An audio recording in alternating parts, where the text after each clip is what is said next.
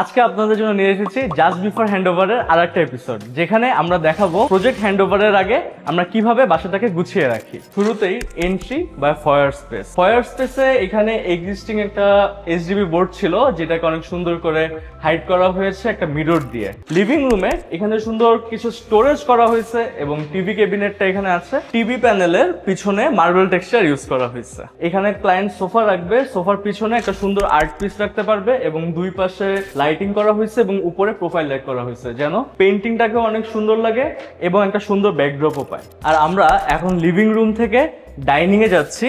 Dining থেকে entry স্পেসের মধ্যে কিন্তু একটা ভিজুয়াল বাফার ক্রিয়েট করার জন্য একটা সুন্দর বাইফোল্ড ডোর দেওয়া হয়েছে। বাইফোল্ড ডোর দিয়ে আমরা যদি ভিতরে ঢুকি, দেখবো আমরা একটা সুন্দর ডাইনিং রুম। ডাইনিং এর এই পাশে একটা সুন্দর ডিনার ওয়াগন সেট করা হয়েছে, যেখানে প্রোফাইল লাইট ইউজ করা হয়েছে ভিতরে, এবং উপরে অনেক বেশি স্টোরেজ ইউজ করা হয়েছে, যেন আমরা সিলিং থেকে ফ্লোর পর্যন্ত পুরোটাই স্টোরেজ ইউজ করতে পারি। আপনারা কিন্তু কমেন্টে জানাতে পারেন আপনাদের বাসার সাইজ এবং লোকেশন, সেই অনুযায়ী কিন্তু আমরা আপনাদেরকে একটা অ্যাপ্রক্সিমেট বাজেট এবং প্ল্যানিং করে দিতে পারি। কিচেনের মোস্ট ইম্পর্টেন্ট পার্ট যেটা হচ্ছে স্টোরেজ। এই কিচেনে কিন্তু সবচেয়ে বেশি স্টোরেজ ইউজ করা হয়েছে। একটা সেমি ট্রান্সপারেন্ট গ্লাস দিয়ে এইখানে স্টোরেজ ইউজ করা হয়েছে, যেন ক্লায়েন্ট তার মশলাপাতি বা অন্যান্য জিনিসপত্র রাখতে পারে। লোয়ার ক্যাবিনেটে আমরা এখানে দেখেছি সে ডিশ রাখার জন্য অনেক সুন্দর স্পেস রাখা হয়েছে, এবং আপার ক্যাবিনেটেও যেগুলো হচ্ছে সে অনেক সময়ের জন্য স্টোর করতে চায় সেগুলোও রাখতে পারবে। আর এই পাশে যদি আমরা দেখি যে এখানে সিঙ্কের উপরে কিন্তু ওপেন ক্যাবিনেট ইউজ করা হয়েছে, যেন খুব সহজেই ক্লায়েন্ট তার প্লেট বা অন্যান্য জিনিসপত্র ডিশগুলো ধুয়ে এখানে স্টোর করতে পারে এবং খুব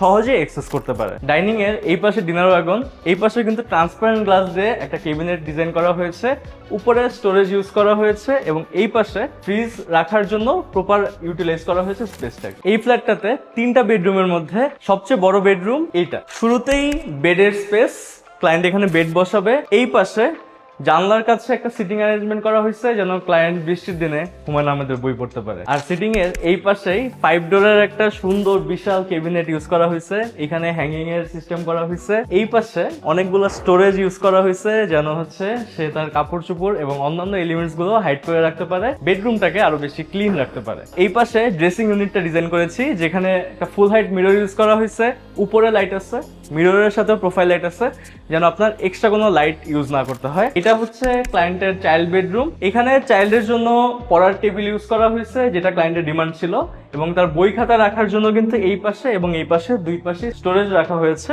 আর পড়ার টেবিলের সাথেই চাইল্ডের কাপড় চোপড় রাখার জন্য এখানে একটা সুন্দর ক্যাবিনেট ডিজাইন করেছি। তো এই ছিল মোটামুটি 1200 স্কয়ার ফিটের বাসা কিভাবে ডিজাইন করতে পারেন তার একটা real life idea. Interior related যে কোনো হেল্প লাগলে যোগাযোগ করুন মিনিমালের সাথে।